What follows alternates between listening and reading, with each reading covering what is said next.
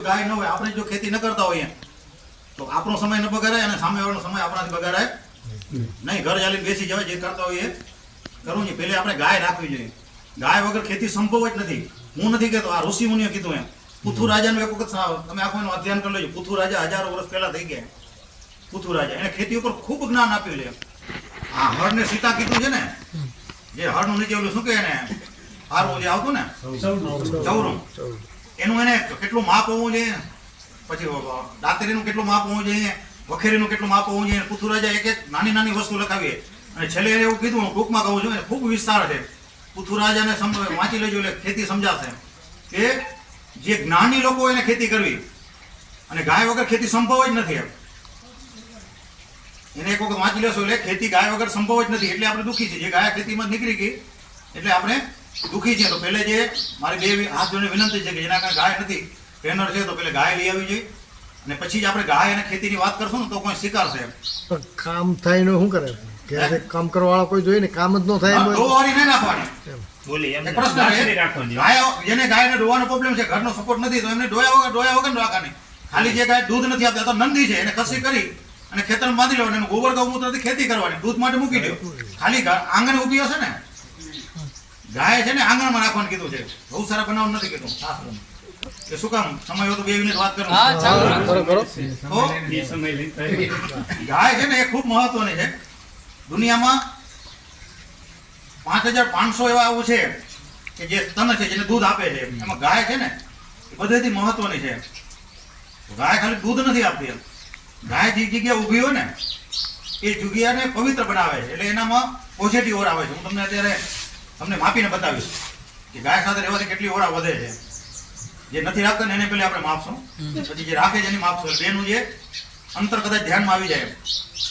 પછી ઘરને આંગણે એટલે રાખતા કે માન લો કે આપણે ક્યાંક ખેતરે ગયા હોય, ક્યાંક કામે ગયા હોય, ક્યાંક બજારમાં બેઠા હોય, ખોટા લોકો, નેગેટિવ વિચારવાળા લોકો મળે આપણે, તો આપણે જે તે આપણે મગજમાં ભરી દઈએ. હવે એ નેગેટિવ વિચાર લઈને જો ઘરમાં જઈએ તો ઘરમાં ઝઘડો થાય, કંકાસ થાય. એટલે આપણા ઋષિમુનિએ કીધું કે ઘરને આંગણે ગાય બાંધવી. તો ગાયની ઓરા છે 30 મીટર સુધી કામ કરે. એટલે જેવા આપણે નેગેટિવ વિચાર લઈને ઘરમાં પ્રવેશ કરીને તો ગાયની પોઝિટિવ વિચાર આપણા જે નેગેટિવ વિચારને સમાપ્ત કરી દે, ખોટા વિચારને સમાપ્ત કરી દે. ઘરમાં પ્રવેશ એટલે પોઝિટિવ વિચાર લઈને અંદર પ્રવેશ એટલે ક્યારે ઘરમાં ઝઘડા નતા થતા. પછી એનું જે ગોબર કરે એ રેડિયેશન ને રોકે છે, વાયરસને રોકે છે. એટલે આપણા ઘરને આંગણે ગાય હોય એટલે એના ઘરમાં વાયરસ પ્રકારના તાવ, રેડિયેશન એને રોકવાનું કામ કરે. તમને ઉદાહરણ સમજો તો માની લો કે આપણા પેલે બધા મકાનમાં લીપણ કરતા, તો લીપણ એના કારણે રૂપિયા નતા અને ગાયનું લીપણ લીપી નાખે એવું નતું. એ પૂર્વજોને આપણું એનું વિજ્ઞાન ખબર હતી. ઋષિએ પરંપરા દીધી કે મકાન લીપણ વગર સંભવ જ નથી. એમ તો શું કામ? તો માન લો કે અત્યારે શિયાળાના ઉતરવા ઠંડા પવન આવે, એ ઠંડો પવન આમ ગોબરને ભેદી ન શકે. એટલે ઠંડો પવન આવે, અહીંયા આવીને કંઈક થઈ જાય, સ્તંભી જાય, એના વેવ અંદર ના આવે, એટલે મકાન છે એ ઉભારું રહે. પછી ઉનાળામાં ગરમ પવન આવે, એને ભેદી ન શકે, એટલે મકાન ઠંડુ રહે.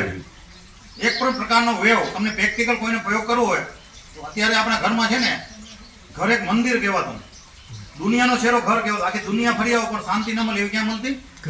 ઘરે મળતી. હવે અત્યારે ઘરમાં શાંતિ નથી. અત્યારે વરસાદ વરે તો આપણે ક્યાંક ઓલા પ્રકૃતિ છોરે કરાય ખીલી હોય, ઝરણા વહેતા જાય તો મનને શાંતિ મળે, પણ ઘરમાં શાંતિ નથી. એનું કારણ એ છે કે ઘરમાં આપણે એટલા બધા ઇલેક્ટ્રોનિક ઉપકરણો, જે પણ ઇલેક્ટ્રોનિક ઉપકરણો ને બધામાં વેવ છે, તરંગો છે, નેગેટિવ ઉર્જા છે. એમાં ટીવી, ફ્રીજ, ઓવન, પંખા, ટ્યુબલાઇટ હોય, મોબાઈલો, કોમ્પ્યુટરો, કેટલા. પછી પ્લાસ્ટિક, બેનોને નજર તો કેટલું પ્લાસ્ટિક ને એલ્યુમિનિયમ ઘરને કેમિકલથી ભરી દે, લેતા હોય રૂપારું લાગે કે લઈને ભરી દીધું. હવે તો ઠામણા ખાવાનું કેટલા ઘરમાં જાવ ને, ખાવાનું ડીશ પ્લાસ્ટિક આપે. આ બધા નેગેટિવ ઉર્જા છે. એટલે ઘરમાં નેગેટિવ એટલે ઘરનું વાતાવરણ સંપૂર્ણ ઠીક નથી. એમ તો પ્રેક્ટિકલ પ્રયોગ કરવો હોય, માન લો કે અત્યારે હવે આપણે લીપણ કહેશું તો કદાચ એ સંભવ નથી. એમ તો તમારા 2 બેડરૂમ હોય ને, 1 બેડરૂમને તમે પ્રયોગ કરજો. એક બેડરૂમમાં માન લો કે ઘડિયાળ છે તો ગોબરનું, વોલપીસ છે તો ગોબરનું, લટકણ, તોરણ, સુશોભન, આખા એક રૂમને આખો ગોબરથી સજાવી દેવાનો. કાંઈ ન હોય તો ગાયના અડાયા છાપીને આખાને આમ એક ઠેકાને મૂકી દેવાના.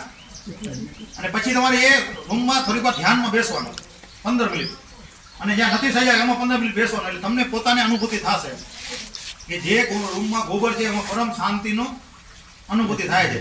જ્યાં ગોબર નથી એમાં મજા નથી આવતી. એટલે રેડિયેશનથી મુક્ત જો કરવું હોય તો ગોબર સિવાય બીજો કોઈ જ વિકલ્પ નથી. અમે એવા કેટલાક પ્રયોગો કરી અને પ્રેક્ટિકલ અમે વિષય ચલાવીએ રેડિયેશન મુક્ત ઘર. હવે અમે માનો કે લીપણ નથી કરતા. મારે અમારા મંદિરમાં નીચે અમે લીપણ કર્યું છે. દિવાલમાં અમે અલગ અલગ પ્રકારના ગોબરની આર્ટિસ્ટ એટલે જે બનાવે ને મડવર્ક એવું ગોબરનું બનાવ્યું છે ઘરમાં. પછી આ જે પાછળ આ જે ચિત્ર દેખાય ને આ બધું ગોબરનું લીપણ છે. એના ઉપર આ પેન્ટિંગ કરેલું છે. આ ગોબરનું લીપણ છે. તો જ્યાં ગોબર છે એમાં નેગેટિવ ઉર્જા સમાપ્ત થઈ જાય છે, એમાં પોઝિટિવ ઉર્જા આવે છે. તો ગોબર ખૂબ મહત્વનું છે. એટલે ગાય માંદી હોય એટલે ઘરનું આગળનું આંગણ એ પોઝિટિવ રહેતું. એટલે કોઈ પણ પ્રકારની આપણે કહીએ કે આ દોષ છે, આ દોષ છે, વાસ્તુ દોષ છે, એના ઘરને આંગણે ગાય બાંધી હોય એક દોષ હોય નહીં. એટલે ઘરને આંગણે ગાય અનિવાર્ય છે. એટલે ગાય સાથે રહેવાથી પણ અનેક લાભો થાય છે. આમાંથી કોઈને બીપી વધારે છે, હાઈ બીપી વાળા કોઈ છે આમાં? બીપી હાઈ લો કોઈ વાળા છે? હે? છે થોડું તમને છે? ગોળી લ્યો છો? આ ગોળી લઈ છે તો એમને હવે પ્રયોગ ગાય નથી તમારે ને? ચાર બાજુવાળા હશે ને? 5-7 વર્ષ ત્યાં કાઢી નાખીને 5-5 ગાયો રાખે નહીં, બાજુવાળા હશે ને? ને આ બાજુ વાળા છે તો હવે પ્રયોગ કરજો. જેમને બીપી બધા માટે જેમને બીપી હાઈ હોય ને પેલી ડોક્ટર પાસે મપાવી લેવાનું. હા પછી પૂર્ણ ભારતીય નસલની ગાય એમાં જર્સી HF ની ક્રોસ નહીં એમ હા ભારતીય નસલની દેશી ગાય હોય એની આગળ જે ગદકમલ હોય મોટી એની બીપી હાઈ હોય ને જમણો હાથ છે એ મોઢાથી કરી અને પગ સુધી આમ માથેથી લઈ જવાનો. જેને હાઈ એને મોઢાથી આમ પગ સુધી 15 મિનિટ ફરાવવાનો આ રીતે. અને પછી બીપી મપાવવાનું. BP normal. જિંદગીમાં ક્યારે બીપીની ગોળી લેવાની જરૂર નથી. રોજ 5, 10, 15 મિનિટ ગાયને ગદકમલમાં હાથ ફરાવી લો પછી મપાવી લો બીપી નોર્મલ. આ મપાવીને પ્રયોગ કરજો તો મનાશે ને. પેલે બીપી હાઈ હોય પેલે એક દી ગોળી નહીં ખાવ ને બીપી હાઈ થઈ જશે. પછી ગાયને હાથ ફરાવી લો પછી મપાવી લો તરત. બરાબર. જેનું બીપી લો થઈ ગયું હોય ઘટી ગયું હોય એમને નીચેથી ઉપર તરફ આમ અમારા ઘરે રિઝલ્ટ મળ્યું હતું. કર્યો તો ને દવા લીધી ને. જો પ્રત્યક્ષ અહીંયા ઉદાહરણ છે. એક મહિનો બીપી લો રહેતી મને. હવે ફરાવો છો કે નથી ફરાવતા? નહીં હવે નથી ફેરવતી પણ ત્યારે તરત જ મટી ગઈ છે. મટી તો જાય પણ હું બધાને એવું કહું છું કાયમ એને ફરાવી લો. તો એ બરાબર પ્રેક્ટિકલ અનુભૂતિ તમારા સામે ઉદાહરણ છે. દિલીપભાઈના ઘરના જ છે પરિતાબેન. હા એટલે હવે બધા આપણે પ્રયોગ કરશું એમ. પછી ઘણી વખત ઘરમાં ઝઘડો થઈ જાય ને આમ ક્રોધ આવી જાય ઉતરતો ન હોય ઉપર થાય ને પછી આપણે ઉષાના હાર ઉષા ઉપર કાઢીએ. આવા લોકો